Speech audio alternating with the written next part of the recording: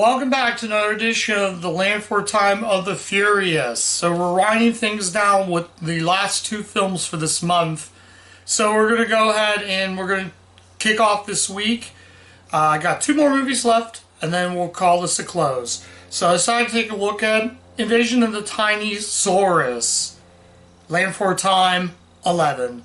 Invasion of the Tinysauruses. Oh boy, was this bad. It wasn't bad, it just was boring. Let's talk about this installment. Basically in this one we have Littlefoot, who finds this tree of these like petals or flowers. I don't know, I totally got bored right when then and there. So he spots these little Tinysauruses that look like him but way tinier. Turns out that the tree, all of them were gone, and now the family are arguing.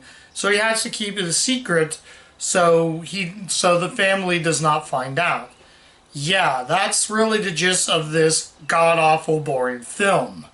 It wasn't as bad. It wasn't Journey to the Mist bad, but this was bad. The previous films were meant for a mixture of family to children's. This is clearly a children's film. This is not a family film. I will not call this a family movie. I will call this a children's movie. New to the cast is Michael Clark Duncan and Carrie Manham. Manham? I'm probably... Kimera Manham. Yeah, the actress from The Practice is in this. She plays another tree horn that her father meets. Hasn't seen in years since he was young. So Sarah is expecting that not to happen, and she gets all antsy and pissed and all that. So her father and Mrs. Treehorn, as she's called in the film, are going to search that. She says, I'm going with Littlefoot. Basically that. And that's the gist of what this is about. Michael Clark Duncan's in it, Chris Summers is in it, Nikki Funneman, yes, Olga Pataki is in this. None of them really show any performance. The only actor who shows performance is Michael Clark Duncan, who voices, get this, Big Daddy. Were the writers lazy on trying to come up with creative names? Sure, we had people like Archie and Journey to the Mist.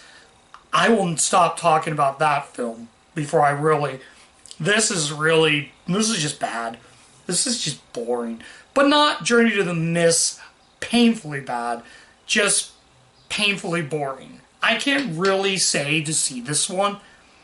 The songs are annoying. The characters are flat as hell. He goes from being an errand boy to not having to snitch, not having to say he did that. So, I'm just going to tell you right now, he goes and confesses he's the one who did it. And then the grandparents are mad. And then all of his friends are mad. It's like, come on. It's more of the same. It's a real shame when your only positive is the animation. What happened? Come on. Give me a Land for Time that has more power. Land for Time 3 showed you, yes, you can have more power by teaching kids a lesson. Here, let's bore the audience. If you're age of 2, you might get something out of this. I can't say to see this. I can't really talk much about it. It's a real damn shame that the animation's about the only positive with this. So, yeah. I have one more of these movies to watch, and I'm finally finished with this series, and should have died a long time ago. Yeah, it's painfully bad.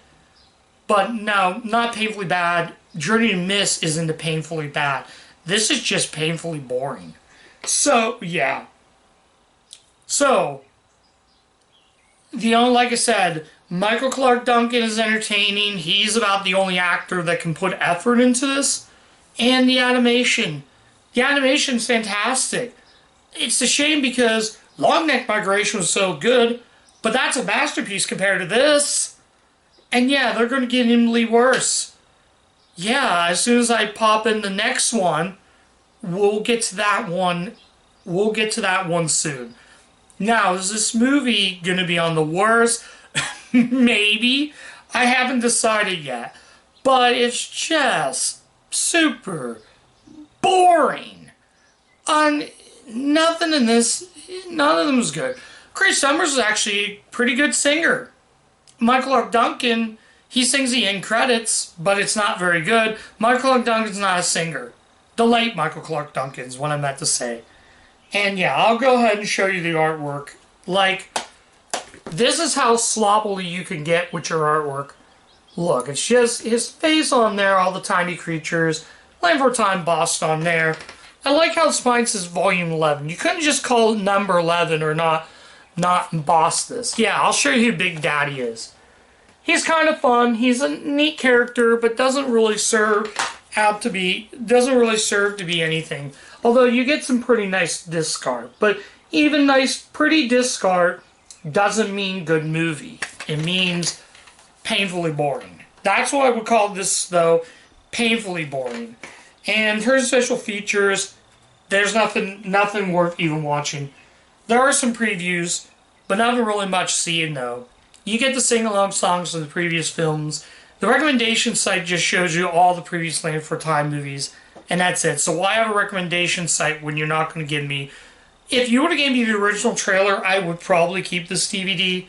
But as part of that series, unfortunately, I had to be forced to keep it. So I think I've said everything that I was going to say about it. So, final verdict, is Invasion of the Tinysauruses worth watching? No. Hell no. I wouldn't even sit through this. I would rather sit through a bad preschool PBS series. This felt like a bad PBS preschool series. It was annoying. The characters were shit. Nobody could put any effort except for Michael Clark Duncan. He's the only one that put any effort. Yeah, lame characters. Characters, you had nobody. Just avoid this turd. It's really, really bad. And I said to myself when I went into this, normally if I cover Land for Time film, I would cover it. I am not really sure if I'm going to finish the series. I got one more movie and I'll make the decision to see if I'm going to continue this series. And so far, nothing has entertained me to even try to push myself through this film. Not this film, but this entire series. I kind of wish it wasn't even made, to be honest, and that's just my opinion. It's such a real shame when you got technicals